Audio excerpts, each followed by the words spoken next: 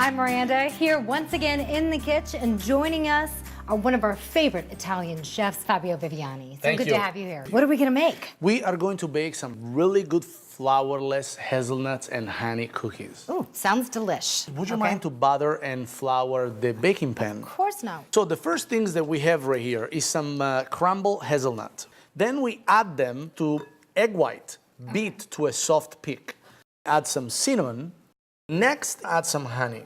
Would you mind to add caramel extract? I can. Next, we gotta move our dough inside here and cook it to low fire, 5 to 10 minutes. And with the help of an ice cream scoop, look what I'm gonna do. There is some parchment paper next to you. We can put these on top and we gotta flatten this one. Now we're gonna bake this. Okay. For about how long? Well, 275 for about 25, 30 minutes.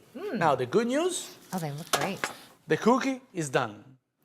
But there's still another step. What would you like to do with them? Well, I kind of like to decorate. Do you wanna girly this up a little bit?